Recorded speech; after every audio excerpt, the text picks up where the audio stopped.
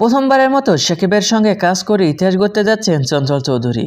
নির্মাতার জন্য প্রথম, তাই দর্শক ভক্তরা অধীর আগ্রহে অপেক্ষা করছে তাদের সমীকরণ দেখার জন্য। এবার চঞ্চল চৌধুরী তার ফেসবুকে শাকিবের সঙ্গে ছবি তুলে পোস্ট দিয়েছেন। তার ক্যাপশনে অভিনেতা লিখেছেন, ভয় নাই, প্রচণ্ড গরমেও আমরা খুব ঠান্ডা থাকি।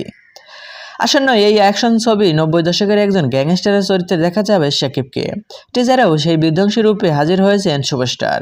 প্রতিটি দৃশ্যে অন্য এক শাকিবের আবিষ্কার করেছেন দর্শক। তবে ভিলেনের চরিত্রটাও যে বিশেষ ভূমিকা রাখবে তার টিজারে কিছু হলেও আজ পাওয়া গেছে। শাকিবের এমন লুকে অনেকেই ভয় পাননি অভিনেতা চঞ্চল চৌধুরী। সিনেমার টিজারে চঞ্চল চৌধুরীর মুখে শোনা গেছে তাচ্ছিল্যের হাসি সহ সংলাপ, যেখানে শাকিবের উদ্দেশ্যে করে অভিনেতা বলেছেন, তুফান ভয় পাইছি রে। এই সিনেমায় নিজের উপস্থিতি নিয়ে চঞ্চল চৌধুরী বলেছিলেন, তুফান সিনেমায় আমাকে বিশেষ একটা চরিত্রে দেখা যাবে। রায়হান রাফির এই সময়ের প্রতিভাবান একজন পরিচালক। সেই সঙ্গে শাকিবের সঙ্গে আমার ব্যক্তিগত সম্পর্কের জায়গায় একদম অন্যরকম।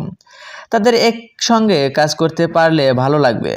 আর এত বড় 3টা প্রতিষ্ঠান এক হয়েছে, কাজ অবশ্যই ভালোই হবে।